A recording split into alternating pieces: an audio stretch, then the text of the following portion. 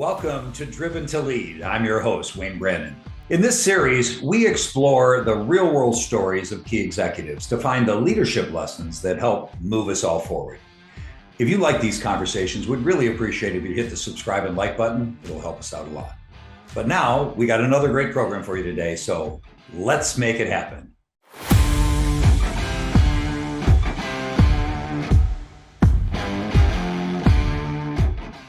Well, we have a really special guest with us today, Tara May, the CEO of Aspiritech out of Lake County, Illinois. Aspiritech's a tech services company, but more importantly, it has a team of 100 plus autistic adults working there. Tara is an advocate for embracing neurodiversity in the workplace, in the world. Really, really special thing that I'm looking forward to talking about a great deal. Tara's background is broad. She's been in business, tech, and innovation for 25 plus years. She was the EVP of Media and the Chief Digital Officer for Winsight, as well as VP of Content and Digital Strategy at Patch Media.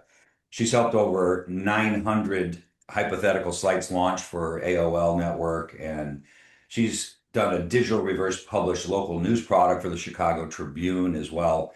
Too many things to enumerate here. She's been using technology and innovation to drive growth across her career. And Tara, very, very happy to have you on the program today. Thank you. I bet you say that to all your guests. Well, they're all very special in their own way, but you're unique in that you have a company that's focused not just on creating technology enhancement for your clients, but you're also working with some people who sometimes may be overlooked or pushed aside in our society. Tell us about that. Yeah, absolutely. So I'm CEO of a very successful tech company called Aspiritech. We're excellent at helping organizations move forward in their digital transformation journeys, whether that's cybersecurity, software testing, accessibility testing, data migrations, or AI and large language model building, all that sort of nerdy stuff. But what's really unique about us is that that's all done by a team that is all autistic adults. More than 90% of the team is on the spectrum. And this is not only unique, it was created for a reason, and that was to help address the 80% unemployment rate for autistic adults. So would you say that's a great mission to be on, but you with the success you're having with the company, it's not that you did this just so that you could provide, employment for these people. Their employment has to be productive. It has to create value in the world. Your clients need to be happy with the work. Obviously, the company's not going to survive and their jobs don't survive unless there's a level of excellence that's coming from these people who most folks might not take a second look at. So tell me about how you do that. How do you get the best out of them and put together a team that really drives this? It's such a great question, Wayne, and it's so true, right? Our customers are paying market rate for tech services, and therefore we have to be excellent or they're going to fire us, right? That's the way service companies Right. work. And at Aspiritech, we're no different. 90% of our revenue is earned revenue. I often say our team members earn every penny of their paychecks. And I think what we're proving to the world is that autistic adults are incredibly wonderful team members, loyal, productive, innovative, smart, excellent at the work that they do. But they're often overlooked when the hiring barriers are being great at eye contact or social interactions or these sorts Mhm. of things that we often look to when we're hiring that don't actually match what the team member needs to do in their day-to-day job. And so this sort of idea that we're creating an environment where autistic people can thrive or absolutely everyone can thrive in a workplace is something I've believed in for 25 years, long before I even really understood autism or neurodiversity. That came into my Mhm. life later with my son. Mhm. Yeah. So once it's the idea sparked itself and you saw the potential, you understood that the deficits didn't need to be operating deficits in the real world. So you started to build this. I mean, how long has this idea of Spiritech and this success been germinating? So it's interesting. We were founded in 2008. So do the math really quickly. We're nearly 2 decades Mhm. in the making. And it started at a kitchen table. I'm actually not the founder. Mother and Okay. father founded the organization because they knew that the jobs their autistic adult son was getting were not commensurate with his intelligence or his capability. And they knew this wasn't a singular problem. From that kitchen table, fast forward 18 years, we're now a thriving multi-million dollar organization with 100 employees, right? So as they came into their 70s, they retired and the board began to search for a new CEO. This was about 5 years ago before I came on board. And it had to Right. be someone who both understood how to be a tech CEO and someone who had a passion for this incredible and unique mission. And I often say I am the lucky person who was chosen to lead this organization into its next phase. It's one of the most challenging and rewarding titles I've ever held in my career. Yeah, it's a beautiful thing too.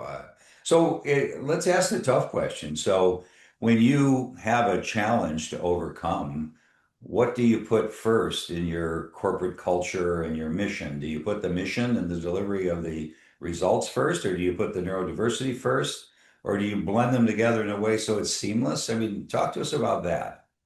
So What one if of you the have to move things fast? You have a big challenge, you got to move fast, something has to happen, and the coordination that you need to get it done has to be, high velocity. which CEOs face every day, right?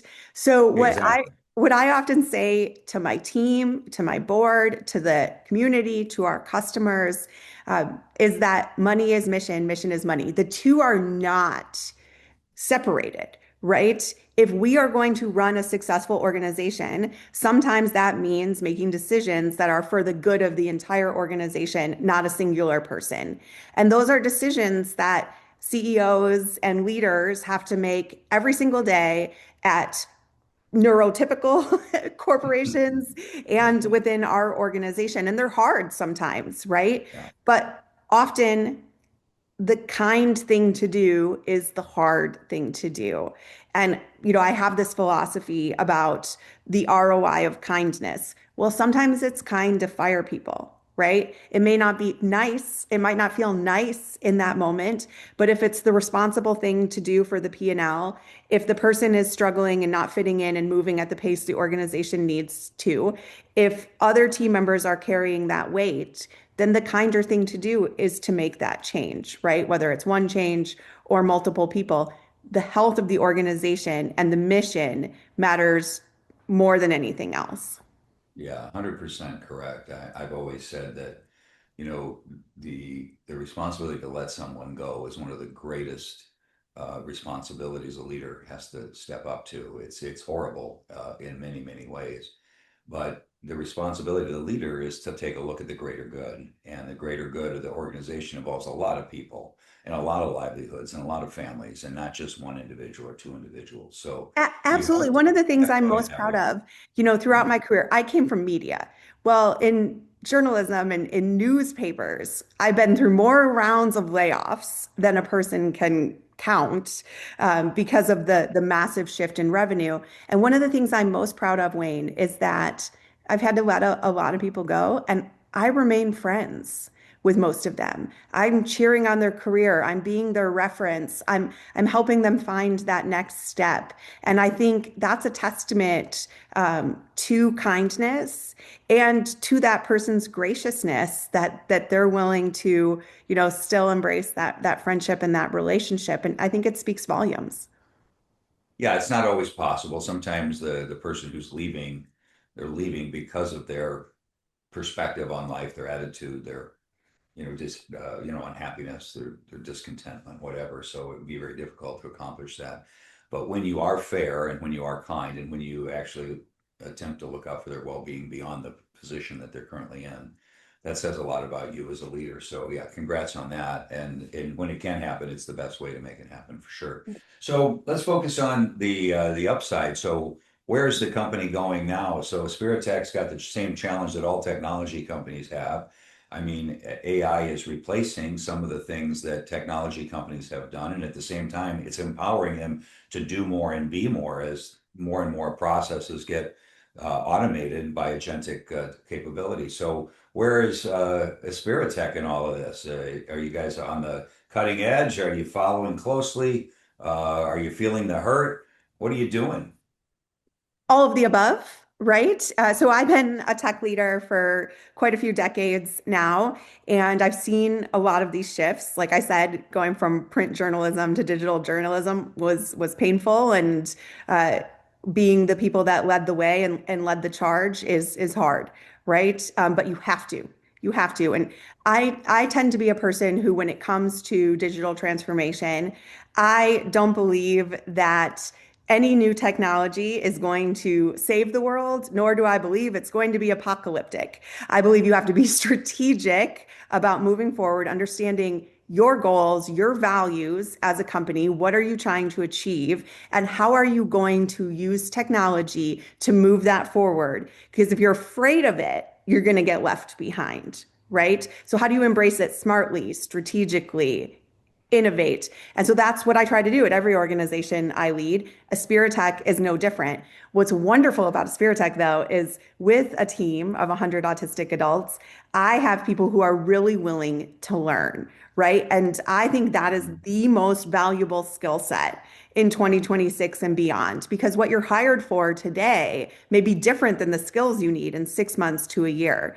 So the fact that we're an organization that invests in our people, invests in professional development, is constantly teaching them new skills because our team is our mission, I think gives us a leg up to move forward.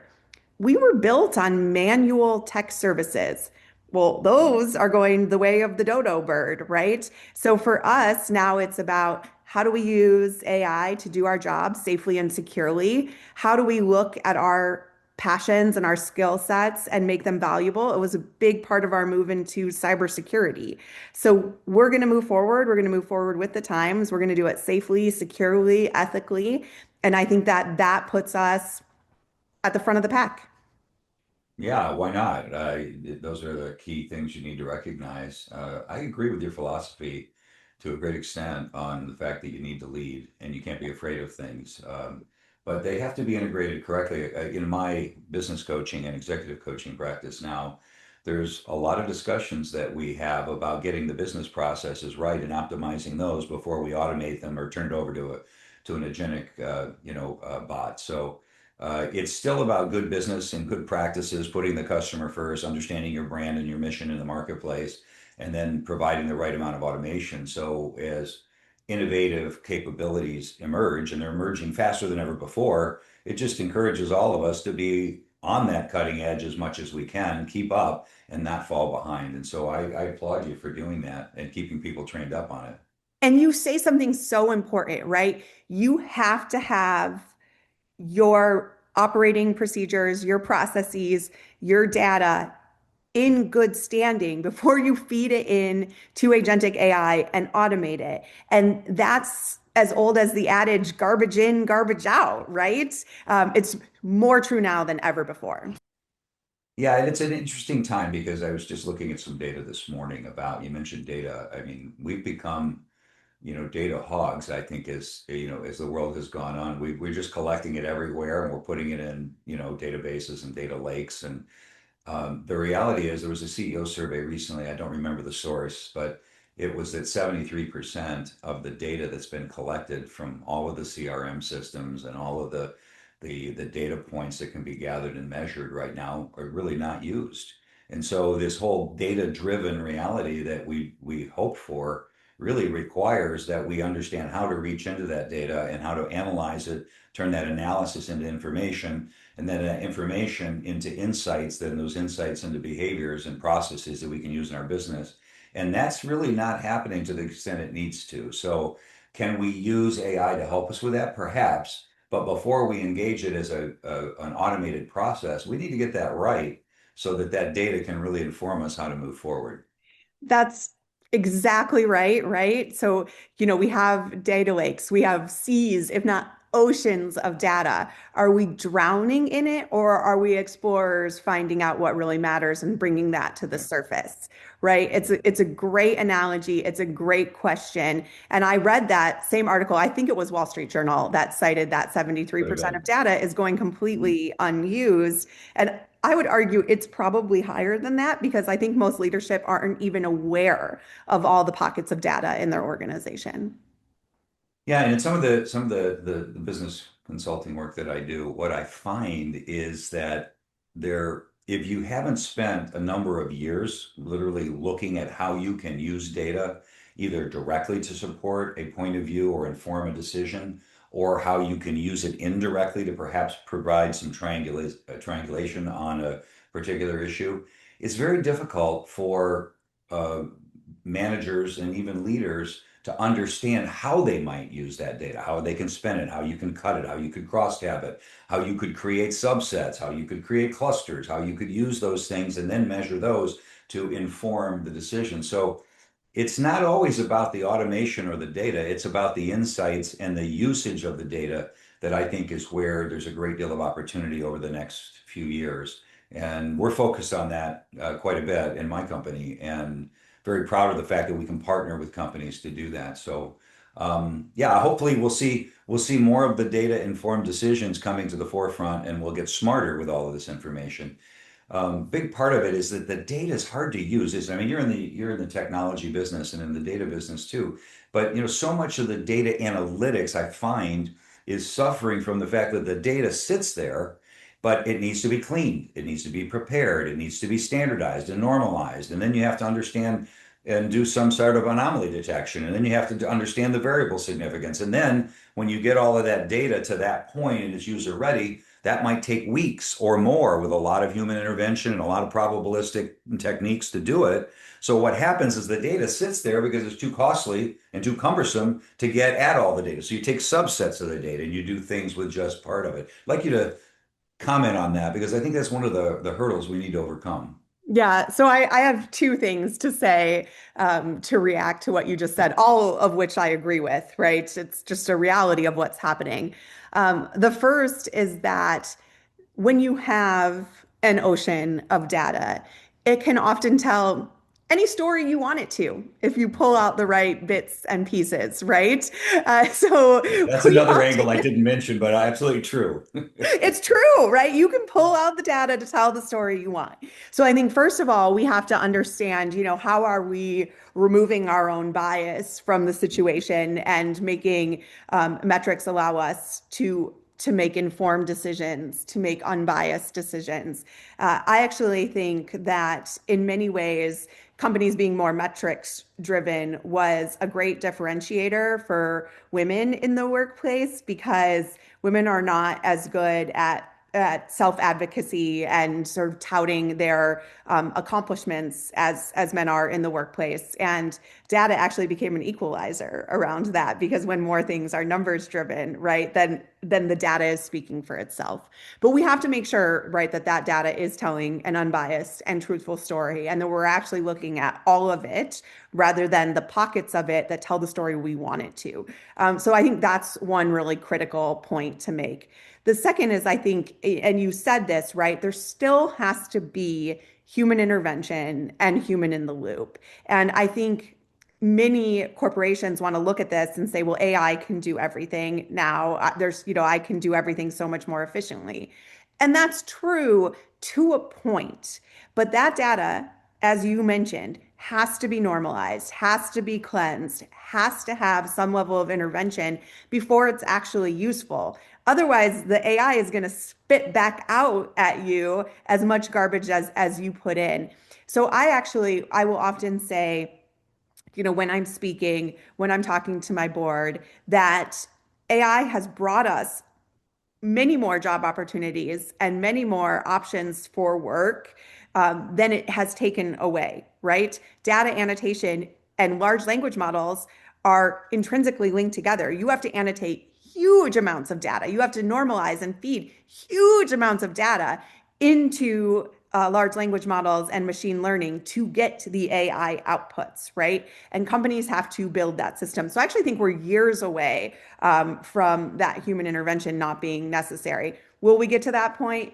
Maybe, I don't know, right? I don't necessarily have a crystal ball, but we're a long, long way away from it. And people are seeing that as they see the garbage that comes out if you don't put in that effort ahead of time.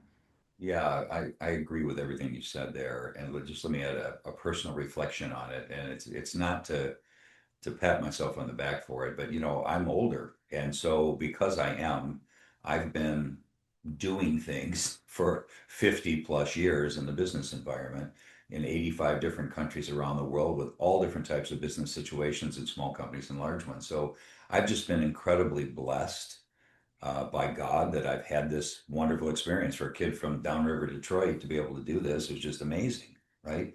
So I'm grateful for it. But what I sometimes undervalue until I start interacting with the LLMs, what I find is that the judgment that they have is not so robust sometimes. And sometimes it is, but sometimes it's not. And I find that if I like to provide open-ended prompts sometimes to collect data and information that's beyond what I know, and I don't want to bias the LLMs with that. But most of the time, if we're doing projects, what I find is that I need to provide some guidance and some framing of the issues so that they are as productive as they can be and produce a better result. And it's faster and more helpful. So when I talk to my clients about that, I said, let's use our 50 years of data that we've been integrating, maybe not as fast as computers do, but we've been integrating and operating. And so now there's a set of knowledge, wisdom, data that we all have that we need to aggregate and bring to the front so that we can guide things. So you may be right that that will continue to carry the day for human intervention, at least at the leadership level, for some number of years yet. I don't have a crystal ball either, but I do know that today we have a huge opportunity to integrate this machine intelligence into our businesses for what it can do well. And I think in collaboration with it in the right ways is where we win in the short term. Absolutely. And as leaders, we need to understand how every level of our organization operates if we want to understand how AI is going to come in and help us be more efficient. I have a great example that I use for this. So when I started my first week at my last company, my team came to me and said, we have all of this data. We need to get it inputted into our digital tools. We're on a deadline. We're far behind. And I've been on the job approximately 10 hours. So I'm looking at this and I'm thinking, why are we manually uploading all this data? What are we doing? What is happening? Why is this even a thing that we're doing? And so I said to the team, I want to help you. Let me roll up my sleeves and help you get this data in. And my CEO was walking by and he made a sarcastic comment. He goes, "Oh, I'm so glad I hired a chief digital officer, a C-suiter to do this really strategic work." And it sort of took me aback and I didn't say anything at the time, right? I sort It's of always best to let that germinate before you speak. truly, right? And he was being a little bit funny, but also Yeah, not funny, not right? so funny. Yeah. Right. But what came of that was that I saw how the team was trying to get the data in. I saw the problems and bottlenecks it was causing. I saw the systems that we were trying to work with that were terrible, right? And we ended up completely rebuilding into a state-of-the-art digital warehouse that then was automated from there on out that other people ended up buying from us. It ended up being, a seven-figure Right. revenue product. And Right. it was because I stopped and took the time to understand what the team was actually doing, what was happening in their day-to-day lives, what problems we needed to solve for, and then therefore what problems we were going to solve for other companies in our shoes, Mhm. right? Yeah. And it wasn't oh, I'm going to go enter data because that's the only thing I'm capable of. It's because I needed to understand what was happening at the ground level to Right, fix it from a high level. And I right. use this example just to say that leaders have to really understand their systems and their processes from the ground floor to understand how AI is going to shift, change, and transform their business. Yeah, that's a great story. You know, we focus on stories in this podcast, and I think that's a great one to use for today's episode. I mean, what you're really talking about is a couple of different dimensions of leadership there. So you, as a leader of this organization, decided you had to jump in, roll your sleeves up because it wasn't getting done and it wasn't getting done correctly. So how did your team, who you sat down beside and worked on this with, how did they react to that involvement, that kind of collaboration that you were sharing with him? Well, it's interesting because that's sort of part two of what was happening that week, which Mm, was I was earning credibility from my team, right? I wasn't mm, just going to be another executive telling them how to do their jobs without understanding their jobs. And they were, I think, at the time, both shocked, right? And also delighted that I was helping right, them. right. And I brought with me one of the team members to Aspiritech. She now and I have now worked together 20 years, and we often reflect on that moment, right? Where Isn't we're that like, interesting? she's like, Yeah, I knew you were different than most executives that day, that week, right? good for you. And so you're earning credibility from your team, you're respecting the work that they do, and you're helping understand how are you going to build systems, processes, tools, use digital infrastructure to make the team better and more efficient. But you're also saying, I'm not better than you, right? And I think that's so important for leaders. And I think so many of them, even accidentally, just are so busy being up here that they forget how much is happening all throughout the organization. I think it's really important that we So collectively don't do that yeah, as yeah, executive no, leadership. that's a great perspective. So yeah, so many different things to unpack there. First of all, leaders who kind of sit up at the top and give directions and expect things to be done faster than is possible is a real fragmenting kind of cultural element in companies, right? Because how can you respect someone who doesn't even understand what the tasks really are and how they work and how much time it really takes to get it done? Second of all, I mean, you needed in that situation, you needed your team to respect you, to have the mutual human respect and shared responsibility that you wanted from them. What better way to do that than actually demonstrate it yourself? And I think that's incredibly powerful. I know even as a CEO of, a multi-billion-dollar company, I've been sitting in the middle of the night with my team doing things that I wish we weren't doing in the middle of the night, but I was there with them, Yes, and I think that always goes a long way if you're willing to do something that you're asking them to do, or you wouldn't ask them to do something you wouldn't be willing to do yourself. That has a powerful impact because as leaders, and I always say it this way, we not only need to be respected, to be really effective, we need to be admired. And that means we need to rise above. We need to be operating at a different level. And it's not just a different level of data analytics, a different level of delegation and communication, and all those things are critically important. Those competencies are important, but the character level is where, in my coaching work, I find most of the effort has to be applied, and I think it's really important that you were giving a character lesson there. And you were actually doing the right thing from a functional standpoint too. You needed to educate yourself on what was happening so that you could apply your experience and fix the problem, which turned out to be a tremendous asset for the company that you sold anyway, right? right. But the beauty of it is that you were getting multiple benefits. Now let's move from the people who were working for you with you and the leader who made the sarcastic comment. It was a man, I guess. So I'm sure he's a good guy. We're not He's a picking on wonderful him. guy. He's a Yeah, wonderful guy, right? we're not picking on him right now, No, we but are not. We are not. He's a I wonderful human. I'm hoping that once you solved the problem and created this asset that the company sold, he's given you hugs and bonuses instead of making additional sarcastic remarks. So he in fact treated me very well throughout the course of my career. And that was week one, right? And my style and my approach can be different than a lot of people's. And I think it was different than most of the executive team that he, had at the time. But he hired me to transform the company. And transformation, in my opinion, requires a different approach than maintenance, right?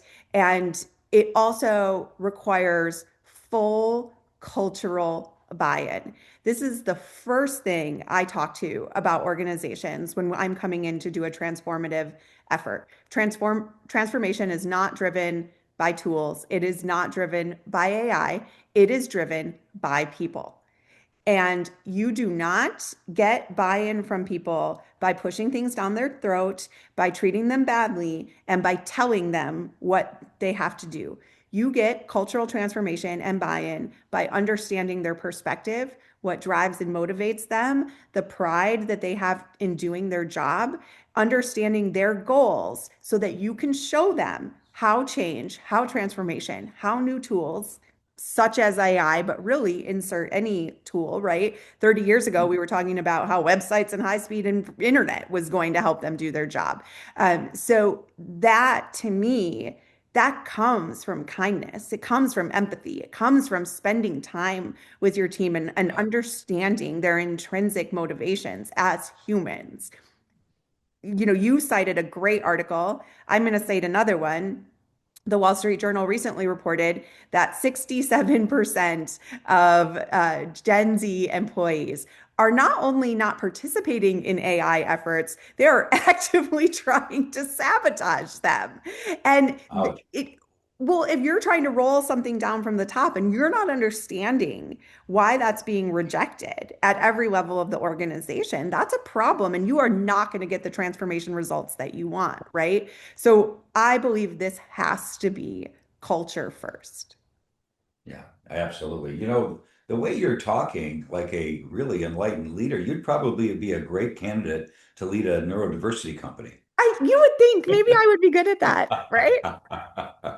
Yeah, no, congrats. I love your perspective. I think all of the insights that you hit on there were absolutely spot on. And it's kind of interesting as we pull this human leadership kind of element together with the capabilities of the machines that are helping us now. I think we're going to find some sweet spots along the way, and it sounds like you've got a great opportunity to do that.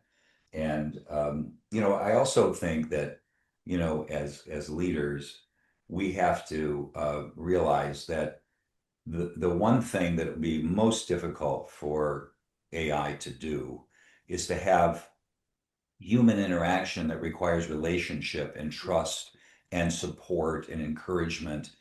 Yeah, they can say encouraging things, right? My LLMs are always saying encouraging things to me, and I encourage them to do that. That's fine. But really, when I'm coaching people, if we're sometimes we're in coaching moments where we're having some real hard fought, discussions about what we need to change and why things aren't serving us and why we need to move to another level. And it gets very emotional. Sometimes we're laughing and sometimes we're crying. I mean, literally, Yeah. but in a good way always. And I think it would be very difficult to have that kind of relationship with something other than another human being that has genuine empathy and care and in the common threads that we that bond us together, not only the social bonds and the human elements, but also the spiritual bonds that come between people as well. So I think we've got a long way to go. I love the fact that Aspiritech and Tara is on a journey to take it to the next level the way you're doing, and I love your leadership insights. So I wish you great success with that. Hey, listen, before I let you go, I always ask a couple of questions, my guests. So if it's okay with you, I'd like to ask you if you'd rewind 20 years and think about your younger self. And, you've learned a lot along the way. You've got a lot of things that have served you well through the years. What one piece of advice would you tell the younger Tara that she needs to kind of latch onto that would have accelerated the success you've had? I would tell myself to be fearless and take every risk that comes in front of me. Because I can handle it, right? I can handle it then. I can handle it now. My dear friend, she always says to me, "Whatever comes, we will meet it." Right? We don't know what's going to come. And my younger self, I did not know the many, many things that were going to come in front of me, my children and the challenges they have, the fact that I was going to end up donating a kidney to my dad, every career risk that I took, every single one of those, I met and I met it with trepidation and I didn't necessarily need to, right? Everything was going to be okay eventually. And so I would tell myself to just be fearless and take the risks and do it. Yeah, sounds like some of the courageous language in the book of Joshua in the Old Testament. I love that. Mm. So let's fast forward the other direction. So you and I have become friends over the years ahead, even though we've just met recently, and now we're sitting having a cup of coffee, looking back on our lives, our families, our careers, everything. What are you going to tell me you're most proud of? So the first question you asked, that was a harder one for me. I paused. I think I was like, what would I want to say? Because I knew all the things I had been through. This one to me is easy, right? I hope that when I'm sitting down with you having coffee in 40 years, that I'm saying everything I did, I did it with joy, right? I believe that even in the hardest of times, the darkest of times, there's a reason to smile and there's a reason to treat people kindly. And so if I can look back on my life and say I did it all with joy, that's all I need. That's all I need Yeah, for me, for my family, for the people I love. that's a great insight. And along with joy comes a lot of other positive emotions like gratitude and hope and love and other things. So being joyful, optimistic, and positive in a world that isn't always that way is a bright light. So Tara, keep on shining. I love that. So listen, great having you on the program today. Thank you so much. We'd like to follow up with what's going on and stay in touch with you. You have such an interesting business and an interesting mission. So if others who've been listening to this or watching this wanted to get in touch with you, how would they do that? The traditional ways, go to our website, www.aspiritech.org. I am sure you will place it on the screen. But also, I'm on LinkedIn. I love to talk about culture and leadership and neurodiversity. Follow me there. Great conversations to be had. That's fantastic. Well, thanks again and God bless. Well, that's it for Driven to Lead today. We really appreciate you being with us. Share this with a friend or a business colleague if you would. And if I could remind you again, please hit the like and subscribe buttons. We're very grateful for that.